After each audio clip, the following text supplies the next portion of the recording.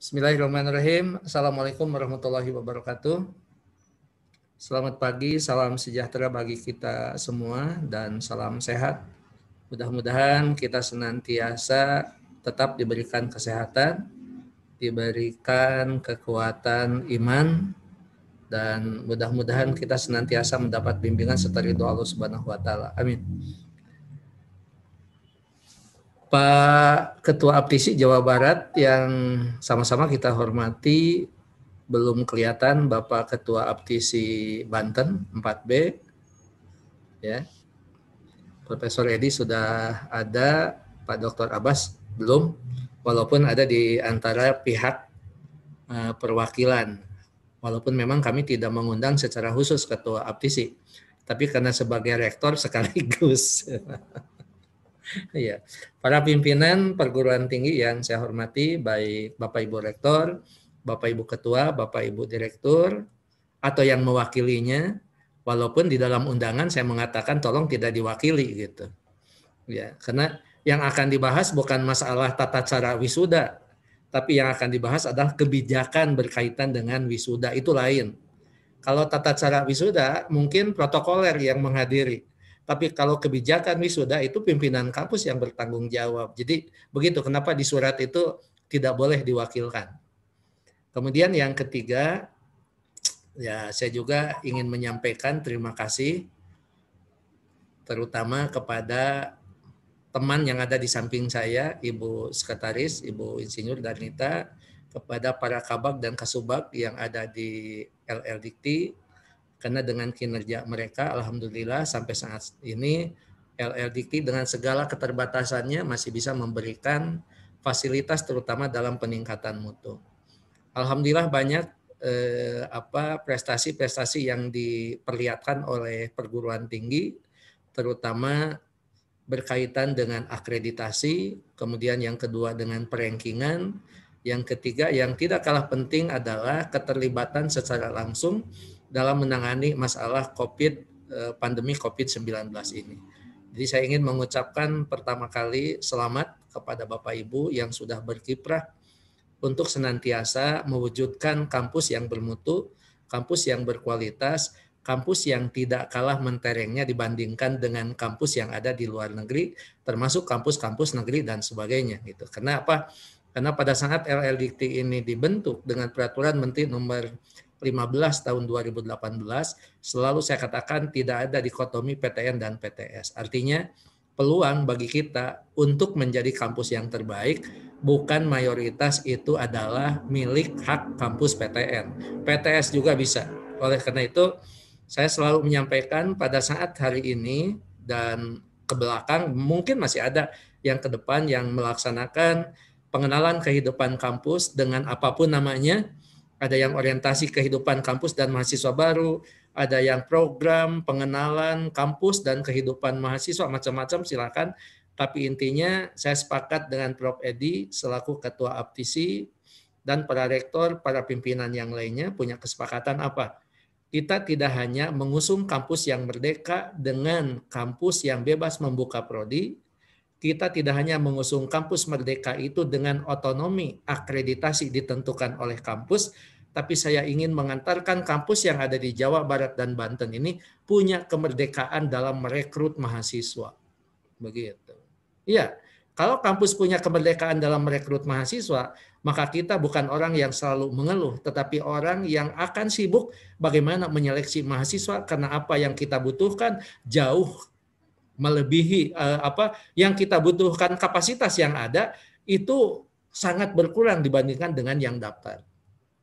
Tapi kalau kampus kita belum merdeka, masih mencari mahasiswa, ya bukan berarti harus mengeluh, bukan harus tidak optimis, tetapi mungkin kita perlu belajar lebih meningkatkan diri sehingga pada saatnya nanti kita bisa merdeka sebagaimana saudara-saudara kita. Bukan kenapa rektor adalah rektor Unpas Ketua Aptisi, bukan hanya rektor IKIP Siliwangi itu adalah rektor PNS DPK, bukan hanya rektor Unikom sebagai rektor yang dekat dengan saya, tapi saya ingin mengatakan paling tidak kampus-kampus mereka itu adalah kampus-kampus yang memiliki kemerdekaan, kan begitu. Dan ini bukan hanya hak 3 kampus itu, semuanya juga punya hak. Apalagi kalau kampus yang sudah punya akreditasi unggul. Dengan demikian saya ingin kepada Bapak Ibu, walaupun LLDikti bangga dengan akreditasi yang ada, pada saat 2017, Prof. Edi, pada saat kita bersilaturahmi dengan teman-teman Aptisi, masih ingat yang A itu baru 3. Tetapi setelah 3 tahun nambahnya hanya 2 gitu kan. Ini juga harus menjadi pemicu bagi kita bagaimana yang A ini akan menambah karena potensi itu ada. Karena potensi itu ada. Kemudian hari ini yang B sudah 99, tadinya 106. Kemudian ada penggabungan-penggabungan di antara kampus yang akreditasi B, sehingga sekarang jumlahnya 99, tapi itu jauh melonjak pada saat 2017 hanya 33 yang B-nya. Nah, yang C tentu akan menurun, tapi juga dengan jumlah yang sangat menurun itu yang dulunya yang tidak terakreditasi, APT itu 390 sekian. Sekarang yang belum terakreditasi perguruan tinggi itu hanya 190-an. Itu pun mudah-mudahan dengan kebijakan Kementerian Pendidikan dan Kebudayaan melalui Permendikbud nomor 5 tahun 2020 mendorong semua kampus untuk senantiasa memiliki keinginan untuk akreditasi institusi. Dan sudah banyak dilakukan dan alhamdulillah Prof. Edi, saya sudah banyak memberikan rekomendasi baik untuk reakreditasi perguruan tinggi maupun yang mengusulkan secara baru. Nah, banyak program studi juga yang sekarang mendapat akreditasi minimal sangat baik. Jadi itulah kebanggaan yang perlu saya sampaikan terlebih dahulu sebelum membahas yang lain terutama berkaitan dengan kebijakan wisuda. Kemudian hal yang kedua yang ingin saya sampaikan berkaitan dengan jabatan akademik dosen. Jabatan akademik dosen ini alhamdulillah pada sampai tahun ini guru besar yang sudah dihasilkan selama 3 tahun itu sudah 20 orang.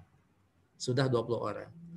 Ya, kemudian yang sekarang sedang ada di Dikti itu 22 orang.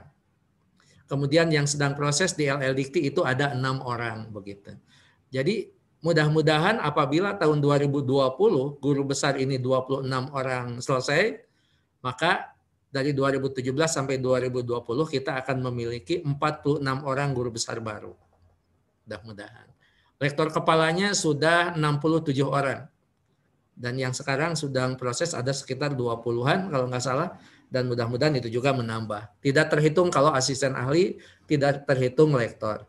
Tetapi ada satu hal yang ingin saya sampaikan, mudah-mudahan Bapak Ibu termasuk kampusnya yang dititipi oleh kami untuk membina dosen-dosen PNS DPK. Ya, temuan audit inspektorat menunjukkan bahwa masih ada dosen yang sudah 29 tahun baru menaikkan jabatan ke asisten ahli. Setelah 29 tahun. Jadi kalau 29 tahun sebentar lagi akan pensiun. Ya. Oleh karena itu tentu saya ingin bahwa Bapak Ibu betul-betul yang dititipi PNS, karena masih banyak, masih ada yang asisten ahli. Ya, asisten ahli itu ada yang 23 tahun belum naik pangkat. Kemudian kemarin yang lektor. Nah, oleh karena itu saya titip bahwa ya di kampus Bapak Ibu ada dosen PNS DPK dan bukan hanya dosen PNS DPK. Semua dosen yang ada di kampus Bapak Ibu wajib mengusulkan kenaikan jabatan akademik. Karena apa? Karena mereka adalah sumber yang paling utama dalam menentukan kontribusi terhadap perankingan dan akreditasi baik program studi maupun institusi. Bahkan dengan aturan yang terbaru yang dihitung sebagai klaster yang berkontribusi itu jabatan akademiknya hanya guru besar dan lektor kepala. Jadi lektor sudah tidak dalam hitungan. Oleh karena itu saya mengajak Bapak Ibu untuk senantiasa memperhatikan para dosennya. Jadi harus dalam bahasa saya itu harus getek kalau dosen kita itu lektor. Ya, usulkan untuk lektor kepala, apalagi asisten ahli. Apalagi baru punya NIDN begitu. Waktu sudah ada dan mudah-mudahan dengan asisten ahli dan lektor ini masih internal, bukan berarti kemudahan akan diberikan dengan cara mengurangi jumlah kumulatif kredit, tetapi paling tidak dari proses pengajuan ini sudah kami berikan sudah kami berikan semacam afirmasi gitu. kalau usulan itu memenuhi syarat, untuk asisten ahli dan lektor, itu 45 hari sudah selesai itu SK. Kalaupun diterimanya agak lama sampai 2 bulan, karena harus menghitung dulu. Kalau dulu begitu selesai diberikan, kalau sekarang saya harus ketemu dulu dengan para dosen yang naik ke asisten ahli dan ke lektor. Kenapa? Karena saya perlu memberikan penguatan dan pembinaan, karena bagaimanapun kita paham bersama, dosen adalah unsur utama dalam menaikkan kualitas sebuah program studi dan institusi. Tetapi tidak dijamin asisten ahli ini selesai 45 hari kerja apabila usulannya banyak yang kurang. Jadi bolak-balik. Ya, bisa saja 3 bulan. Jadi kalau ada di antara staf dosen Bapak Ibu yang mengatakan, saya sudah 6 bulan SK-nya belum keluar. Artinya di situ masih banyak kekurangan sehingga bolak-balik. Dan kalaupun masih banyak kekurangan, untuk sistem selama ini kan tidak lagi berkas dikembalikan karena Bapak Ibu yang mengusulkan tidak perlu menyampaikan berkas, cukup di-scan kemudian di-upload. Sehingga kalaupun ada kekurangan, yang harus dipenuhi secepatnya adalah kekurangan saja. Tidak akan dilakukan penilaian ulangan, tidak ada remedial penilaian. Ini memberikan sebuah kesempatan yang perlu disikapi oleh kita semua sebagai cara yang terbaik yang baru bisa kami berikan kepada para kampus untuk senantiasa meningkatkan jabatan akademik dosen. Begitu.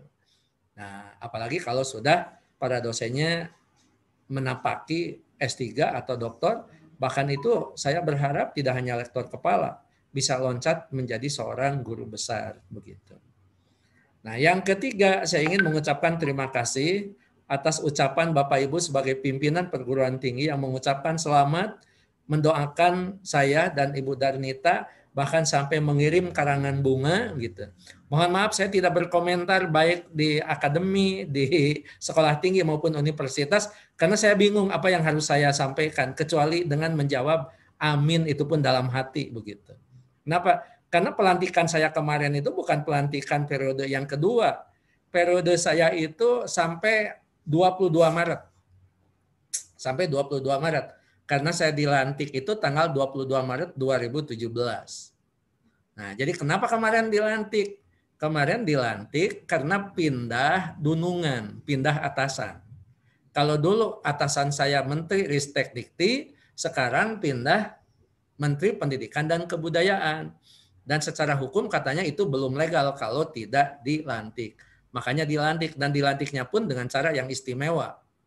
Tanpa dihadiri anak istri, keluarga. Kan biasanya kalau saya pelantikan itu 2 elep itu datang ke Jakarta. Nah kemarin enggak. Kami hanya dilantik dengan Ibu Sekretaris, Ibu Darnita, itu pun secara daring. Tetapi tidak mengurangi makna doa Bapak Ibu. Mudah-mudahan Allah Subhanahu wa Ta'ala mengabulkan apa yang Bapak Ibu doakan. Dan mudah-mudahan Bapak Ibu juga memaafkan segala kekurangan yang pernah saya sampaikan sebagai Kepala LL Dikti sampai saat ini, karena ya dengan bahasa yang halus itu manusia itu tidak sempurna. Tapi kan tentu bukan berarti kita harus selalu mengalah dengan ketidaksempurnaan, tetapi melakukan sebuah critical thinking pada diri kita untuk selalu optimis meningkatkan kualitas diri kita sendiri. Nah, yang keempat baru kita bicara hal yang sangat bukan teknis, hal yang sangat penting berkaitan dengan kegiatan wisuda. Kegiatan wisuda memang tidak tidak serumit kegiatan pengenalan kehidupan kampus. Ya, kenapa? Karena mahasiswa secara umum tidak mau wisuda itu secara daring. Tapi dengan kenyataan situasi kita seperti ini, maka terpaksa kami menyampaikan kepada Bapak Ibu, wisuda sebaiknya daring. Tetapi apabila memang dianggap tidak bisa daring dengan berbagai pertimbangan, maka mau tidak mau kita perlu berkoordinasi dengan berbagai pihak. Pihak yang pertama adalah pihak yang bertanggung jawab terhadap keamanan, kenyamanan, dan kesehatan daerah setempat. Dan itu ada dalam gugus tugas yang menyatu dengan pemerintah daerah. Begitu. Jadi kalau memang terpaksa Bapak Ibu harus melaksanakan daring, laksanakan wisuda secara luring atau offline, maka yang pertama perlu dilakukan adalah koordinasi dengan gugus tugas COVID-19 yang ada di daerah Bapak Ibu.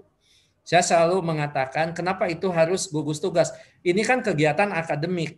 memang kegiatan akademik itu adalah otonomi kampus, tapi pada saat kita mengumpulkan massa dalam satu daerah, apalagi dalam situasi seperti ini, perlu ada sebuah pengamanan dan keyakinan bahwa kegiatan kita tidak menjadi klaster epidemi baru begitu.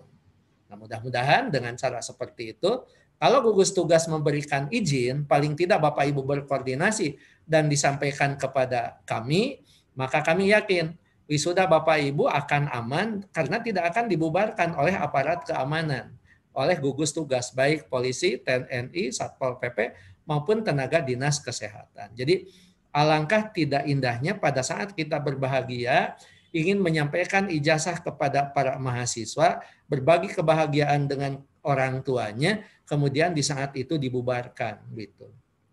Dan hal yang paling memalukan adalah saya selalu mengutip apa yang disampaikan oleh Ibu Sesdirjen, yang disampaikan oleh yang lain, bahwa kalau mencari orang yang pintar itu adanya di kampus. Gitu. Jadi kalau kita menyelenggarakan kegiatan sampai dibubarkan oleh pihak lain karena keteledoran kita dalam hal koordinasi, maka orang akan mempertanyakan apakah kampus ini masih tetap menjadi pusat orang-orang yang pintar atau tidak, kan seperti itu. Bukan kita tidak mau dibubarkan oleh Satpol PP, hal yang menjadi harus diterima pada saat memang kita tidak melakukan sebuah koordinasi. Jadi selain kita punya otonomi kegiatan di dalam kampus, kalau sudah melibatkan orang banyak, tetap kita harus ada koordinasi dengan pihak-pihak yang memang bertanggung jawab tentang hal itu. Kemudian hal yang kedua, bahwa diyakini betul mahasiswa yang akan diwisuda dalam kondisi sehat. Jadi saya sudah mengucapkan terima kasih kepada kampus-kampus yang sudah melaksanakan wisuda, dan sebelum wisuda, 1 hari sebelum pada saat gladi resik itu melakukan rapid test. Jadi mereka yang reaktif pada saat rapid, mau tidak mau dengan segala kesadaran dan dengan segala penjelasan, maka mau tidak mau dia harus ikut secara daring atau dia tidak ikut wisuda untuk saat itu. Pertanyaan yang muncul, apakah wisuda bisa ditunda untuk tahun depan? Kenapa tidak bisa ditunda untuk tahun depan? Yang terpenting adalah ijazahnya diserahkan setelah mereka lulus begitu. Jadi ada sebuah kesepakatan, katakan saja, Pak, atau kamu tidak bisa wisuda walaupun kamu ingin wisuda karena kamu reaktif. Kalau ikut swab test itu dalam waktu yang lama, sedangkan wisudanya besok. Jadi mohon maaf kamu tidak ikut sekarang dan mudah-mudahan kita masih usia yang panjang dan saya doakan kamu tahun depan ikut wisuda. Nah, apakah bersatu dengan lulusan yang lain? Tidak ada masalah kalau wisuda. Toh yang diulang itu kan wisudanya bukan yudisiumnya. Tetap dia lulusan tahun ini, hanya wisudanya tahun yang akan datang. Itu nggak jadi masalah. Gitu. Kemudian apakah ijazahnya ditahan untuk tahun depan? Ya tidak. Ijazah diberikan saja pada saat ini walaupun dia tidak ikut wisuda. Yang penting dia sudah memenuhi seluruh aspek kewajiban dia sebagai seorang mahasiswa, baik akademik maupun non-akademik. Begitu. Akademik, contoh skripsinya dikumpulkan. Kalau memang ada kewajiban untuk membuat repositori, repositorinya juga dimasukkan dulu. Apabila memang skripsinya masih ada sesuatu yang perlu diperbaiki, jangankan yang banyak, sedikit pun perbaiki dulu. Jadi kita jangan menyisakan penyerahan ijazah kepada mahasiswa, tapi mereka masih menyisakan hutang kewajiban akademik yang belum terpenuhi. Itu yang ketiga, yang kedua. Yang ketiga, yang berkaitan dengan wisuda offline juga, kalaupun memang orang tuanya harus menghadiri, maka harus dengan keterbatasan gitu. Jadi tidak membawa rombongan orang tua. Kalaupun perlu mendampingi hanya satu. Mendampingi hanya satu. Hanya satu orang. Kenapa satu orang? Itu pun melihat dari kapasitas gedung.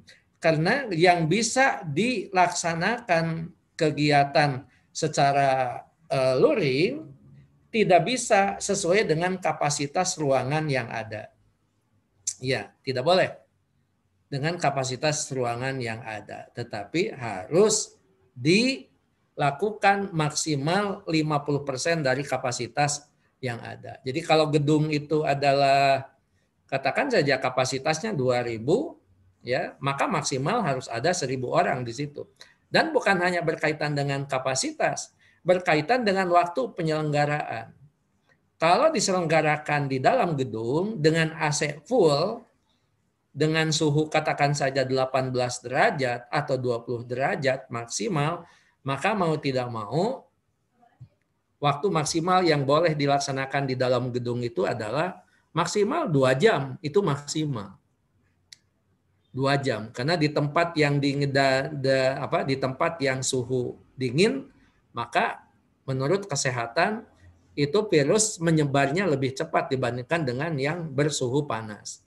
Karena itu memang dianjurkan kalau Bapak Ibu punya ruangan terbuka, lebih bagus pakai tenda kalau memang secara terpaksa harus tidak daring, tapi tetap dengan pembatasan kapasitas yang ada.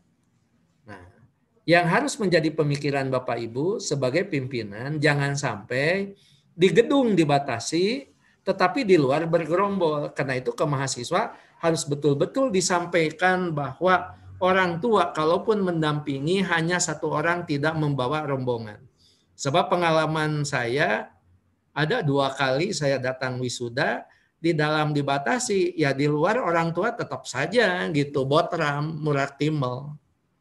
Dan tidak berlaku kan kalau waktu makan tidak mungkin pakai masker gitu. Dan orang berdempetan tidak hanya 1-2 orang, sampai puluhan orang yang saya lihat.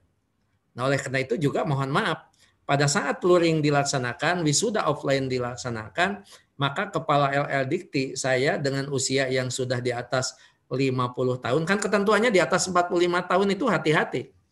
Di atas 50 tahun, maka saya datang pada saat memberikan sambutan dan setelah sambutan maka saya akan pamit. Begitu. Kalau dulu setelah sambutan saya pamit membina kampus yang ada di sekitarnya, kalau sekarang saya pamit untuk cepat pulang. Ya, untuk cepat pulang. Jadi protokol-protokol kesehatan ini perlu diperhatikan betul. Satu, berkaitan dengan kesehatan yang ada di dalamnya. Kalau begitu, apakah yang harus direpit ini hanya peserta wisuda? Ya bukan hanya peserta wisuda, termasuk panitia yang ada. Ya, jangankan orang jangankan orang yang dari luar, yang dari dalam kampus pun harus dicek. Nah, bagaimana dengan orang-orang teknisi sound system? Ya mereka kan berhubungan dengan kita, mereka berinteraksi dengan kita, maka kita yakini juga bahwa mereka itu harus orang-orang yang sehat. Jangan sampai di kampus kita sudah sehat, ternyata orang-orang luar yang tidak terdeteksi oleh kita, dia sebagai pembawa penyebar virus itu sendiri. Karena itu memang perlu dilakukan. Ya. Kemudian hal yang lain, pada saat waktu dibatasi, maka saya inginkan jangan memperbanyak acara atau aspek acara yang tidak pokok. Pada saat wisuda, acara yang paling pokok itu kan yang pertama adalah pembacaan SK tentang kelulusan. Pembacaan SK tentang kelulusan. Kemudian yang kedua, penyerahan ijazah itu sendiri. Jadi sebetulnya hal yang paling pokok itu, acara pokok pada saat ijazah itu tiga. Satu berkaitan dengan pembacaan SK, yang kedua berkaitan dengan pelantikan, yang ketiga berkaitan dengan penyerahan ijazah. Oleh karena itu, kalaupun nanti ada orang yang mengisi acara di luar itu, silahkan pilih mana yang paling penting. Satu, pidato rektor. Yang kedua, sambutan yayasan. Ya, yang kadang-kadang mohon maaf, saya bukan menggurui. Yang namanya pidato rektor itu mungkin di dalamnya ada sambutan, tapi lebih banyak menyampaikan tentang prestasi yang diraih kampus yang bisa didengarkan oleh para wisudawan dan orang tua wisudawan. Dan yang ketiga, siapa yang mendengarkan? Yayasan. Yang keempat adalah kepala LL Dikti.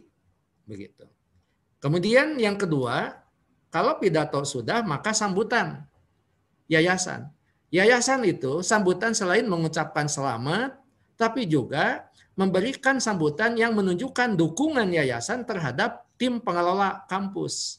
Jadi artinya sebagai penyelenggara, apa upaya yang dilakukan dan akan dilakukan, atau upaya yang sudah, yang sedang, dan akan dilakukan pada saat mengusung kampus ini menjadi kampus yang punya kemerdekaan.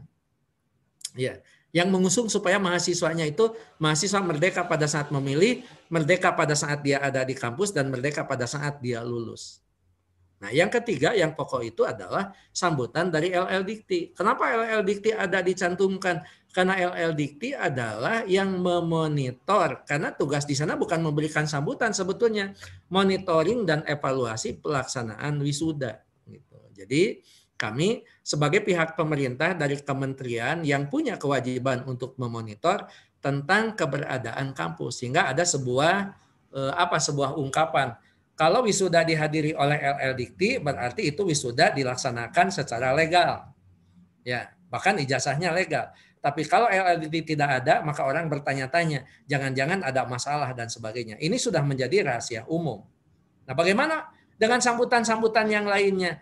Kalaupun sambutan yang lainnya ada, tolong dibatasi dan tidak terlalu banyak sambutan. Apalagi kalau wisudawannya hanya sedikit, begitu. Jangankan sedikit, yang banyak juga, jangan sampai terkesan sambutan ngantai gitu. Saya dalam bahasa saya yang agak sedikit vulgar, masa yang di wisuda 20 orang, yang sambutan 12 orang begitu. Ya, dan mohon dicatat, tidak ada laporan panitia. Jadi panitia tidak usah laporan. Karena bagaimanapun sudah ada dalam tanggung jawab rektor. Jadi tidak usah ada nambah-nambah. Apalagi sekarang masa COVID. Kalau masa biasa masih ada panitia yang melaporkan kegiatan wisuda, baru diterima oleh rektor. Rektor itu adalah secara de facto dan de jure adalah orang yang bertanggung jawab pada wisuda. Sehingga cukup melalui pidato rektor. Tidak perlu ada laporan panitia. Bagaimana dengan paduan suara? Lebih bagus selama pandemi, ya. Kalau memang wisudanya daring, silahkan paduan suara ada, tapi dengan cara direkam, gitu kan? Nah, dan direkam juga pada saat pandemi meyakinkan pada kita bahwa yang direkam itu dalam kondisi yang sehat. Karena paduan suara itu dengan prinsip protokol kesehatan jaga jarak 1,5 atau sampai 2 meter, yakin nggak suaranya akan berpadu pada saat jarak antara anggota paduan suara yang satu dengan yang lainnya 2 meter. Jadi daripada menghasilkan kemudaratan, lebih bagus tidak ada paduan suara. Ya, kita lebih baik menggunakan sound system atau audio yang memang sudah disiapkan seperti bagaimana kita menyanyikan lagu kebangsaan Indonesia Raya. Jadi tolong ini nafsu Bapak Ibu pembina UKM paduan suara untuk sedikit dibatasi pada saat pandemi. Jangan terlalu banyak lagu. Bahkan pada saat wisuda biasa pun jangan terlalu banyak lagu. Apalagi kalau sampai 10 lagu gitu kan bisa 1 CD. Karena yang namanya wisuda itu jangankan masa COVID. Masa COVID ini kita memperhatikan tentang keamanan, keselamatan, dan kesehatan. Tidak masa COVID, wisuda perlu singkat. Kenapa? Karena wisudawan lebih senang kalau wisuda cepat berakhir. Cepat berkumpul dengan keluarga dan mereka memanifestasikan serta mengekspresikan kebahagiaannya itu dengan keluarga. Ada yang foto bersama, ada yang makan bersama, ada yang jalan-jalan dulu, dan sebagainya. Nah, untuk hari ini, dengan situasi semacam ini, Bapak Ibu mohon memberikan sebuah penjelasan kepada wisudawan untuk tidak melakukan itu semua, kecuali di rumah masing-masing.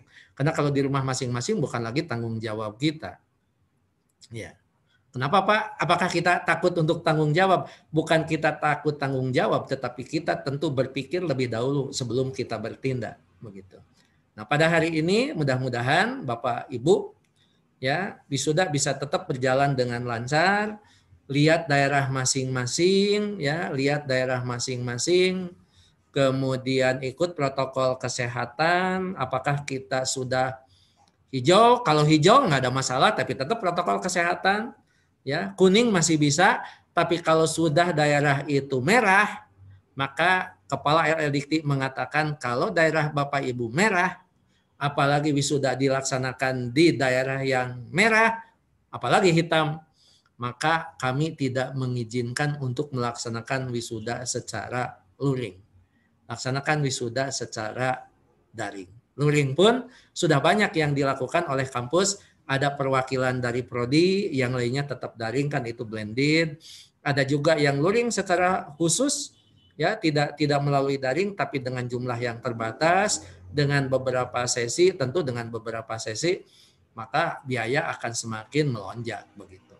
Nah, yang terakhir dan tidak mengurangi apa yang ada dalam surat, tidak sedikit kita semuanya paham bahwa wisuda bagi kampus yang tidak memiliki ruangan secara khusus, kalaupun memiliki ruangan khusus tapi tidak sesuai dengan kapasitas jumlah wisudawan, pasti kita akan nyewa istilahnya di gedung-gedung pertunjukan atau gedung hotel dan sebagainya. Nah, tetapi tentu tidak bisa hanya 1 bulan, 2 bulan. Karena itu saya menyikapinya bahwa Bapak Ibu yang sudah merencanakan wisuda dalam waktu yang lama karena berkaitan dengan gedung, ya. Kemudian yang kedua yang menyangkut juga biaya yang harus dikeluarkan oleh mahasiswa calon wisudawan, dan tentunya apakah memang biaya hanya biaya wisuda atau ada biaya-biaya yang lainnya yang ada di dalamnya. Mohon pada saat orang tua atau wisudawan itu bertanya bisa dijawab bisa dijawab dengan cara bijaksana, bisa dijawab secara jelas supaya tidak menimbulkan suudon apalagi fitnah. Kita kan tidak enak sebagai kampus yang membesarkan para mahasiswa untuk menjadi orang yang berguna, kemudian dituduh oleh segelintir orang tua kalau kita adalah berusaha mencari keuntungan dari wisuda. Jangan-jangan bukan saya suudon, apalagi fitnah, audzubillah. Jangan-jangan orang tua tahunya itu biaya wisuda, sedangkan oleh oleh kampus itu bukan hanya wisuda tapi biaya yang lainnya. Nah, ini dihindari betul karena kita perlu menjaga juga perilaku anak-anak kita. Jangan sampai anak-anak kita bicara kepada orang tuanya mintanya uang wisuda, kemudian uang yang lain minta lagi. Padahal kalau ke kampus datangnya itu kalau sudah tercantum uang wisuda, tercantum juga itu uang pencetakan ijazah, tercantum juga itu uang pembelian toga, katakan saja tercantum juga itu uang untuk sidang, tercantum juga itu uang untuk pembimbingan skripsi dan sebagainya. Ini yang perlu dijelaskan supaya tidak supaya tidak memunculkan suudon pihak orang tua kepada kampus, apalagi kalau sudah membuat video secara viral kan seperti itu. Dan kalau sudah begitu kan jadi selain ada hikmahnya tetap aja kita kan dituntut kerja lebih keras untuk menjelaskan kepada mereka seperti itu. Kemudian hal yang lain yang ingin saya sampaikan Bapak Ibu berkaitan dengan situasi sekarang ini sedang rame-ramenya masyarakat menyuarakan anti undang-undang undang-undang hak cipta kerja. Karena itu mohon seperti dengan kebiasaan dan kebijakan yang lama, maka kampus tidak memperbolehkan mahasiswa untuk demonstrasi. Bukan berarti tidak memperbolehkan untuk menyampaikan aspirasi, tapi kita juga perlu menjaga keselamatan jiwa mahasiswa. Karena kalau sudah demo, kita tidak berarti kesendirian, tapi kadang-kadang terbawa suasana yang banyak, maka kadang-kadang tidak kontrol diri, yang pada akhirnya bukan hanya menyengsarakan diri pribadi, tapi juga ya akan berdampak kepada orang tua masyarakat termasuk kampus sendiri sebagai tempat mahasiswa kita berada. Jadi bijak-bijaklah, bukan melarang kepada mereka untuk ikut demo, tapi kita juga perlu memberikan edukasi terhadap mahasiswa. Jangan sampai apa yang mereka lakukan ini justru akan mencelakakan diri mereka sendiri dan akan memberikan nilai yang tidak positif terhadap kampus begitu. Karena bagaimanapun LL Dikti sendiri sama-sama dengan Pak Ketua Aptisi, ABPTSI, Aperti, kita menerima mereka datang untuk bergerombol, datang tadinya mau audiensi 18 orang, saya minta 9 orang, tiba-tiba yang datang 300 orang. Ya, kalau sudah gitu kan jadi repot juga. Ya, tapi alhamdulillah dengan cara yang kita terima dengan manusiawi, kita dengarkan mereka karena bagaimanapun mereka adalah anak-anak yang wajib kita didik. Jadi sebetulnya Pak Dedi, bukan hanya saya menerima mahasiswa untuk demo, tapi secara tidak langsung saya juga mendidik bagaimana caranya mereka kalau mau demo, kan begitu kan? Ya, supaya demo yang santun, demo yang tidak melukai hati orang lain gitu, dan demo yang memang menunjukkan kalau anak-anak kita itu adalah orang-orang yang punya kecerdasan dalam kehidupan. Saya juga mengucapkan terima kasih pada Prof. Edi yang senantiasa mendampingi saya, terutama dalam berinteraksi dengan para mahasiswa. Dan mohon maaf juga banyak kampus yang disibukkan dengan bukan keterbukaan dengan keinginan mahasiswa. Dan pada hari ini juga saya mengundang Prof. Edi selaku Rektor Unikom. Beliau punya pengalaman yang sangat luar biasa pada saat perlu memberikan penjelasan kepada orang tua dan masyarakat melalui mass media. Dan secara tidak langsung itu bukan hanya kalau saya melihatnya bukan menyudutkan Unikom, tapi adalah hikmah yang bisa diambil karena Unikom secara nasional lebih terkenal walaupun selama ini sudah terkenal. Saya selalu mengatakan bahwa Unikom itu kampus juara karena Unikom selalu memenangkan pertandingan internasional. Nah, oleh karena itu saya ingin nanti menyampaikan kesempatan kepada Prof. Edi, Rektor Unikom, untuk menyampaikan sharing bagaimana memberikan penjelasan kepada orang tua dan mahasiswa, dan alhamdulillah akhirnya pada hari ini orang tua menunjukkan kepuasan, menunjukkan keterbukaan apa yang disampaikan oleh Pak Rektor Unikom dan kawan-kawan yang ada di Unikom. Kemudian yang ketiga, pada hari ini juga kita dihadiri oleh teman-teman yang merupakan perwakilan kedutaan besar yang ada di Bandung, termasuk tim dari Cambridge University. Mudah-mudahan nanti setelah kegiatan ini berakhir dengan tanya jawab, setelah Prof. Edi menyampaikan testimoni atau sharingnya, kemudian mudah-mudahan Mbak Happy memberikan waktu mungkin 10 menit atau berapa menit kepada tim. Mudah-mudahan hari ini sudah hadir, silahkan dicek dan mereka bisa memperkenalkan bukan hanya berkaitan dengan personal tapi juga program yang ada di kedutaan dan di Cambridge University.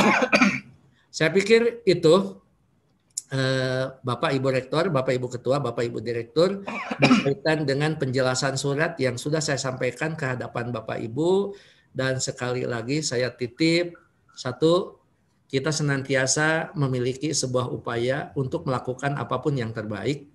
Yang kedua, saya titip pelihara kampus kita, karena bagaimanapun kampus kita harus menjadi kampus rujukan bagi masyarakat, dan mudah-mudahan dengan COVID-19 ini tidak mengurangi makna kita masih tetap berkiprah walaupun hakikatnya atau syariatnya banyak kampus yang jumlah mahasiswanya berkurang. Mudah-mudahan kita bisa belajar dari semua peristiwa yang ada pada saat COVID ini. Di samping saya mengucapkan selamat kepada kampus-kampus yang sudah melaksanakan reakreditasi baik PS maupun PT, dan alhamdulillah kelihatannya hasilnya sangat menggembirakan. Yang sudah reakreditasi itu minimal sangat baik. Ada di situ STKIP Setiabudi, ada di situ Universitas Presiden, bahkan yang didapat adalah unggul, termasuk Universitas Gunung Jati.